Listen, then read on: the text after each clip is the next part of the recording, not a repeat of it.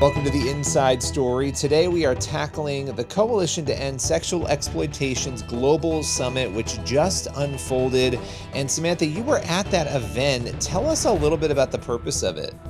Yeah, so it's great to be able to chat with you. So, one of the topics at the summit included discussions about were the dangers of online sexual exploitation, and especially how websites like Pornhub are complicit in exploiting individuals by profiting from content that depicts sexual abuse. So, I had a chance to talk with National Center on Sexual Exploitation CEO. They were one of the hosts of the event. Her name is Dawn Hawkins. So she told me how online pornography is one of the reasons why online sexual exploitation has become so prevalent in the U.S., saying it's created this sexual taste for sex with children. And another issue she and several other speakers at the event brought up was that Section 230, which I think you and your audience are familiar. This generally protects online platforms from legal liability for content posted on their sites.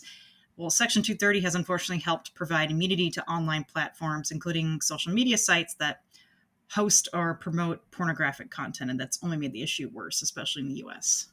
So they can basically say, well, we didn't post the content. Other people are using, our platform. They're responsible. We're not, essentially, right? That's kind of the way Yeah. that ends up. You just said about 10 shocking things. And the next thing I was going to ask you, which I'm still going to ask you because I'm sure you heard and saw a lot at that conference, but what was the most stunning or shocking fact that you learned about sexual exploitation? First, we'll kind of talk about America as it currently stands here in this country.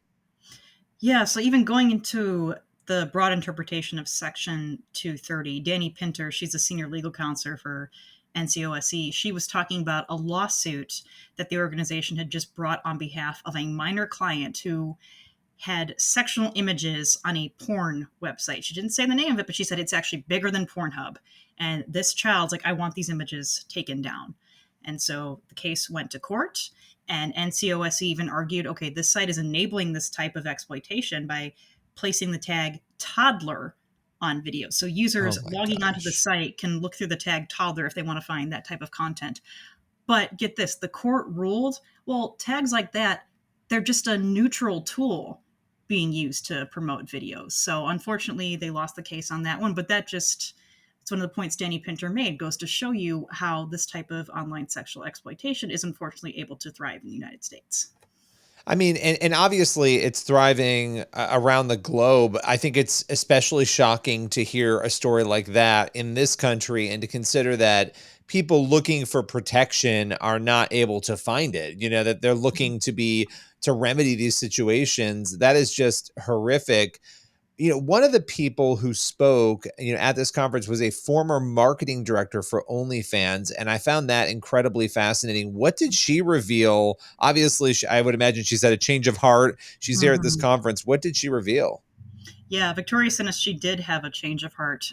She was starting to see the effects of posting this type of content was having on young girls. And one day in church, there happened to be someone speaking who used to post OnlyFans content, but talked about how she was pulled away from that lifestyle. So that fully gave her the confidence she needed to quit. But something she explained is that people have many misconceptions about OnlyFans. So people think, oh, it's just a site where, like a girl can make some money by selling photos of herself, right? And it doesn't have to be obscene. She can just put a picture of her foot, or, oh, she's wearing a nice dress, just put a picture of that. But Victoria explained that OnlyFans, it draws in vulnerable people who want to make money or they're hoping to achieve success. And when girls get enough subscribers, they have to start working with an agency, and it hires people sometimes from the Philippines to help facilitate conversations with this girl's fans, because that's one of the appeals of OnlyFans is, oh, the people online get to talk with the girl and say like, oh, can you post a picture of this, post a picture of that, and the girl has to keep putting out content, which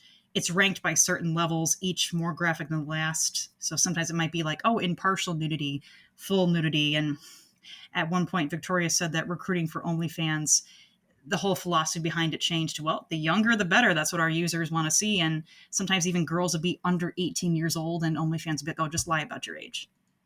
Wow. I mean, that is It's unbelievable again that this goes on. And you mentioned this. Obviously, OnlyFans is utilizing technology. A lot of the people preying upon these young women in particular, they're using technology to do that. In what ways is our tech, in the way that it currently stands, actually worsening the abuse that we see unfolding? You started to hint at it before, but I want to kind of dig into that because I think technology can be a wonderful thing, but obviously in a case like this, you have it being used to manipulate people, it sounds like.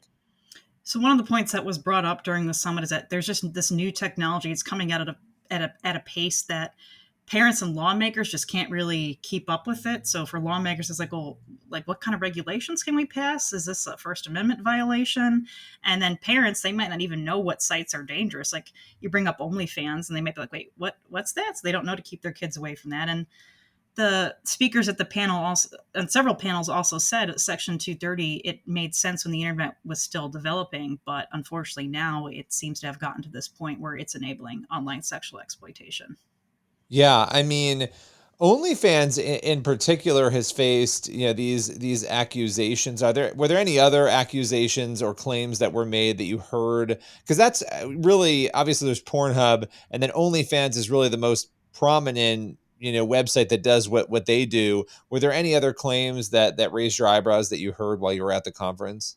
So yeah, in addition to Pornhub and OnlyFans, they talked a lot about big tech and social media platforms, which can unfortunately help bring people to sites like this or be used to promote it. So when Victoria was speaking about OnlyFans, she said how the agencies that these girls are working with will be encouraging, like, oh, get a lot of followers on TikTok, be posting this, put this out, and then okay, that's hopefully going to bring them over to your OnlyFans page. And even OnlyFans, okay, a lot of people think, oh, it's just an innocent site, it's not as bad as Pornhub. But earlier this year, it was reported that I think it was Reuters that published an investigative piece that found that more than 120 people complained to U.S. police agencies that they were featured in sexually explicit content on OnlyFans without their consent. So it's not just Pornhub.